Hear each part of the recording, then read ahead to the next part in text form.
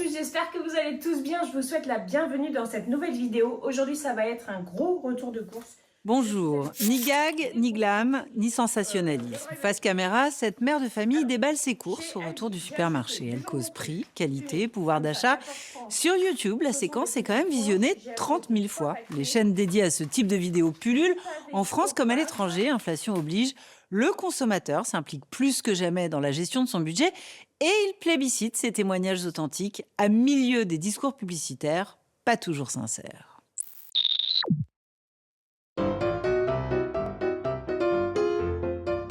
La vidéo s'ouvre sur un plan fixe. Une femme vide le coffre de sa voiture en accéléré. Salut à tous, j'espère Puis, que vous pendant allez... près de 20 minutes, elle présente ses achats, un à un, face caméra, un type d'aliment après l'autre, produits frais, fruits et légumes, aliments secs, boissons. Orange sanguine et fleur d'oranger, c'est vraiment très bon celle-ci. Une séquence dévoile ensuite l'intérieur de son réfrigérateur rempli. La vidéo de 23 minutes s'achève par un gros plan sur un carnet de compte. En tout, les courses alimentaires ont coûté 290 €. L'alimentation. Alors, chez Aldi. Cette femme s'adresse directement à la caméra depuis son intérieur. Derrière elle, le décor est celui d'une salle à manger familiale. Sac à dos d'écolier, buffet, bibelot. Sur une table, elle a disposé tous ses sacs de courses. Postée sur YouTube en octobre 2023, la vidéo est titrée « Gros retour de course, Drive Leclerc et Aldi, deux enseignes de supermarché ». Elle a été publiée par Maman Économe, dont la chaîne est suivie par plus de 63 000 abonnés. Cette internaute est loin d'être la seule à déballer ses courses à l'écran. Partout dans le monde, montrer ses achats est même devenu un genre à succès sur les réseaux sociaux. C'est ce qu'on appelle les vidéos de haul ou butin en français. Maquillage, vêtements ou objets pour la maison, il en existe pour tous les produits, souvent venus d'enseignes à petit prix. Sur YouTube, les vidéos de haul alimentaire, dites retour de course, sont apparues dès 2007 aux États-Unis. D'après la plateforme, entre 2019 et 2020, les vues de ce genre de vidéos ont augmenté de 90%. Leur contenu aussi généralement entre ode à l'hyperconsommation et gestion de petits budgets. Elles sont essentiellement réalisées par des femmes, souvent des mères de famille, qui gèrent le ravitaillement, mais aussi les comptes du ménage. C'est le cas de Clémence, 36 ans, qui se cache derrière le pseudo Maman Économe. J'ai commencé à faire des vidéos retour de course à partir de 2019. Il y avait pas mal de retours de course qui montraient beaucoup de produits, beaucoup de choses. Ce n'était pas ça que je cherchais. Je faisais des recherches pour comment faire des économies. Du coup, je me suis dit, moi je me lance. Je vais faire des retours de course avec l'argent que j'ai. 2 € le kilo, c'est un peu hallucinant, 2 kilos de pommes, même si bon, je sais qu'il y a plein de choses qui entrent en compte. Mais en fait, nous, avec nos petits porte-monnaies, on ne peut pas tout supporter, en fait. Sa vidéo obéit au code du genre, rentrer ses courses, classer ses produits, ranger son frigo ou montrer son ticket de caisse. Les passages obligés dans les retours de course, ce sont le produit, ainsi que le prix et ainsi que d'où ça vient. Et ce que j'ai l'intention d'en faire aussi. C'est vraiment ce que recherche mon public. Idée de menu, conservation des aliments, dans ce genre de vidéo, les conseils vont bien au-delà de la liste de courses. Avec ces épluchures, on pourrait faire un bouillon. Ces vidéos mettent en image des tâches habituellement invisibles, l'organisation et la tenue du foyer. Et elles abordent des sujets parfois sensibles. Dans sa vidéo, Clémence montre ainsi comment elle parvient à tenir son budget en détaillant ses dépenses dans un petit carnet. La somme que j'ai dépensée chez Leclerc, la somme que j'ai dépensée chez Aldi. Parler d'argent, c'est pas évident. Que ce soit dans la vie ou sur les réseaux sociaux. Moi, j'en ai toujours parlé, ça n'a jamais été quelque chose de tabou pour moi. Et justement, en fait, c'était aussi le but de ma chaîne, c'était de lever un peu le tabou sur l'argent.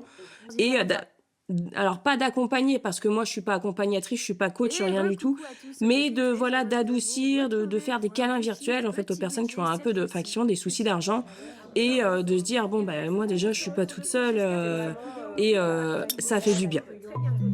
D'ailleurs, sous les vidéos de retour de course, les commentaires empruntent souvent au registre de l'intime. On y partage des astuces, des anecdotes de vie, mais aussi des confessions sur les difficultés du quotidien. En expliquant ce que sa famille achète, Clémence partage aussi son intimité. Elle montre son chat, parle de son potager ou encore des goûts de son mari et de ses enfants qui apparaissent parfois furtivement à l'écran. Selon elle, cette proximité permet à sa communauté de s'identifier à sa vie de famille. Une authenticité qui demande tout de même un peu de mise en scène. Je vais faire des grosses courses, ok, je vais le filmer.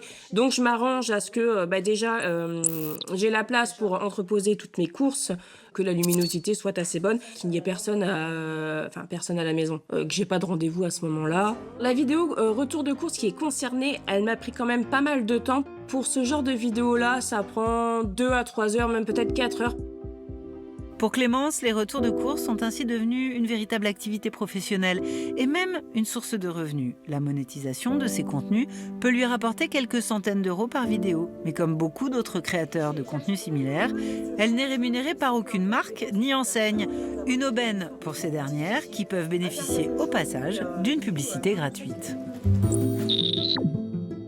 Les vidéos de retour de course en disent long sur l'époque, mais elles puissent également dans une imagerie du passé. Fut un temps où la femme n'était mise en avant qu'en tant que ménagère. Or, de nos jours, consommatrices et consommateurs se refusent à être une cible passive. Ces vidéos de retour de course constituent donc une forme de pouvoir retrouvé. Dans le pouvoir d'achat, il y a pouvoir. Et on voit s'exprimer dans ces vidéos aussi cette fierté d'exprimer son pouvoir par rapport à un certain nombre d'acteurs, que ce soit par exemple la grande distribution ou l'industrie agroalimentaire. Finalement, il y a une forme de mesure de la performance aux économies réalisées. C'est une façon aussi, finalement, de reprendre la main et puis se mettre en scène à un moment où justement les temps sont durs. C'est aussi une façon d'obtenir une forme de reconnaissance de la part de ses pairs. Donc il se joue aussi quelque chose là qui socialement est intéressant.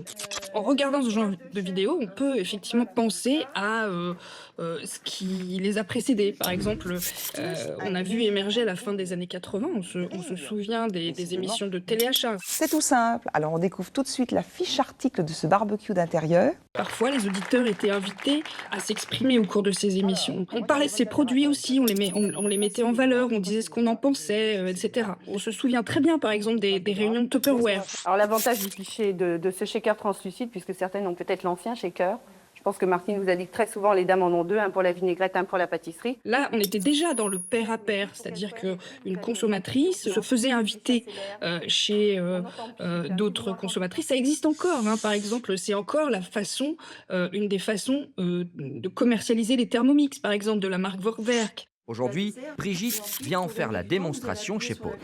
Pour gagner du temps, vous allez appuyer sur la petite flèche ici en bas à gauche et voilà. Dans les réunions Tupperware, la personne qui initiait ces rendez-vous, ces réunions, était aussi rémunérée ou dédommagée. Je trouve qu'il y a aussi un lien de parenté en cela qu'il y avait également une monétisation. C'est-à-dire que là, on voit des personnes qui justement réalisent ce genre de vidéos qui deviennent presque des semi-professionnels. Et là aussi, on voit une expertise de la consommation, mais une expertise aussi des outils de communication. Et donc, il va y avoir jusqu'à une monétisation de ces vidéos. Mais aider là du numérique, ça prend aussi une dimension exponentielle, puisque ça permet de toucher beaucoup plus de gens.